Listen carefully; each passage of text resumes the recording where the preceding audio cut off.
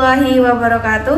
Hai, selamat pagi dan salam sejahtera untuk kita semua. Universitas Muhammadiyah Purwokerto atau UMP merupakan perguruan tinggi swasta terbesar di Jawa Tengah bagian barat yang terakreditasi B. Universitas Muhammadiyah Purwokerto memiliki 11 fakultas dengan 36 program studi D3, D4, dan S1, program studi pascasarjana, dan 5 program profesi. Universitas Muhammadiyah Purwokerto beralamat di Jalan Kyai Haji Ahmad Dahlan, PO Box 202, Purwokerto dengan kode pos 53182, Kembaran Banyumas, nomor telepon 0281 6367 51 630463 634424. Anggota kelompok pendekatan ekologi sebagai berikut. Yang pertama ada Putri Hasna Nida Nandini dengan nomor induk mahasiswa 200104016. Yang kedua ada Arifah Asti Nur Sabrina dengan nomor induk mahasiswa 200104018. Yang ketiga, Afifah Laila Rifianti dengan nomor induk mahasiswa 200104019. Selanjutnya yang keempat ada Rina Riswati dengan nomor induk mahasiswa 200104023. Yang kelima ada Dela Bani Ruliana dengan nomor induk mahasiswa 200104026. Selanjutnya yang keenam ada saya, Ikrimah Mukti Nugroho dengan nomor induk mahasiswa 200104027. Yang ketujuh ada Dini Pramistia Kirani dengan nomor induk mahasiswa 200104030. Yang terakhir ada Eka Yulia Setiarini dengan nomor induk mahasiswa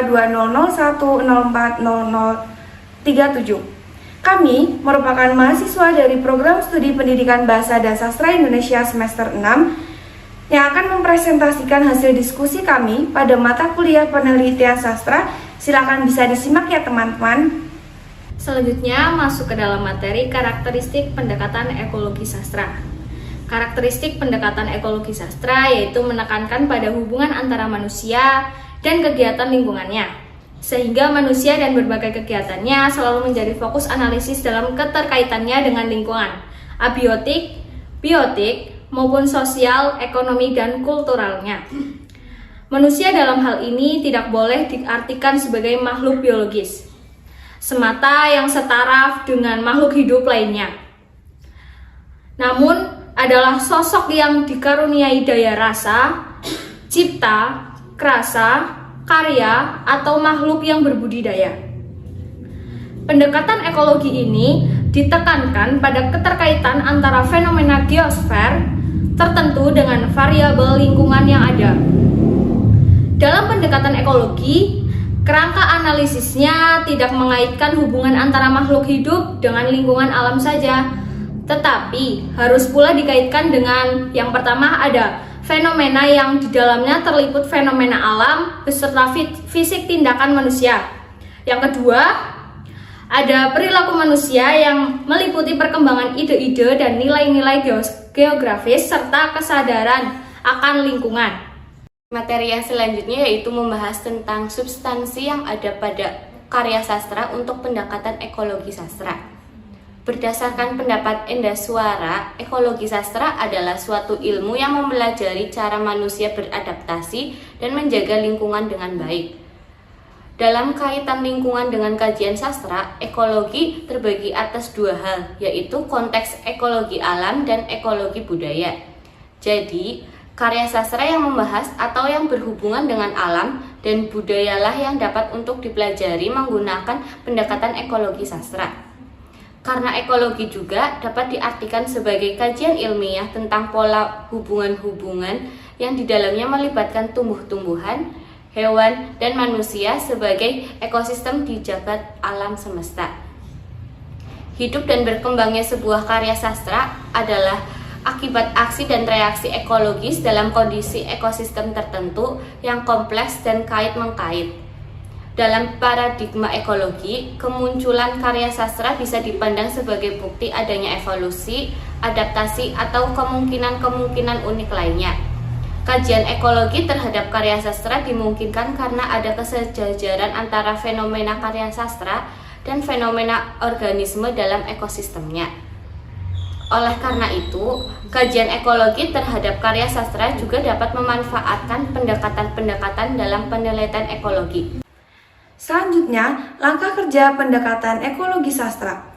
Apapun jenis penelitian yang dilaksanakan secara formal dan terencana mestilah melalui proses berpikir ilmiah dan metode ilmiah dengan mengikuti langkah-langkah berikut. Menurut SEMI, tahun 2012 halaman 37.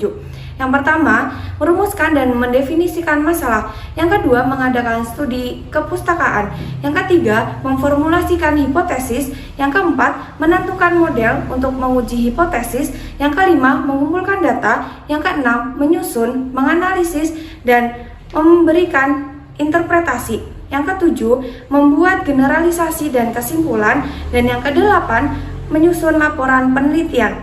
Langkah kerja pendekatan penelitian ekologi sastra dalam kelompok kami menggunakan penelitian dengan melakukan deskripsi dan melukiskan hasil temuan, dilakukan analisis data, memberikan interpretasi dan melakukan deskripsi bagian demi bagian yang ditemukan dalam penelitian. Selanjutnya, dirumuskan kesimpulan umum tentang hasil deskripsi data. Kemudian, memaparkan hasil penelitian secara lengkap dalam bentuk tertulis.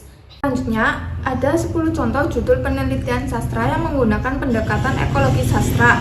Yang pertama, novel Sampah di Laut Meira karya Mawan Belgia. Yang kedua, penanaman sikap cinta tanah air dalam novel Bersetting di Kalimantan Selatan. Yang ketiga, novel Rindu Terpisah di Raja Ampat karya Kirana Kejora. Yang keempat, novel Ratu Lembah Baliem karya Irham Mahfud. Yang kelima, etika lingkungan dalam novel Dunia Anak karya Justin Gordon. Yang keenam, representasi lingkungan dan alam dalam 50 cerpen Tani karya Rokajat Asura. Yang ketujuh, ekokritik sastra pada novel Rahasia Pelangi karya Riawani, Elita, dan Sabrina. Yang kedelapan, kerusakan lingkungan pada kumpulan puisi Meratus Nyanyian Rindu Anak Banua. Yang kesembilan, fenomena kerusakan alam dalam kumpulan cerpen Ikan-ikan dari Laut Merah karya Danarto. Yang kesepuluh, eksploitasi lingkungan dalam novel Ratu Lembah Baliem karya Irham. Dari pembahasan yang telah disampaikan dapat ditarik kesimpulan sebagai berikut. Ekologi sastra diartikan sebagai kajian ilmiah tentang pola hubungan-hubungan yang di dalamnya melibatkan tumbuh-tumbuhan, hewan, dan manusia sebagai ekosistem di jagat alam semesta. Kajian ekologi terhadap karya sastra dimungkinkan karena ada kesejajaran antara fenomena karya sastra dan fenomena organisme dalam ekosistemnya. Oleh karena itu, kajian ekologi terhadap karya sastra juga dapat memanfaatkan pendekatan-pendekatan dalam penelitian ekologi. Demikian kesimpulan yang dapat kelompok kami sampaikan. Terima kasih. Wassalamualaikum warahmatullahi wabarakatuh.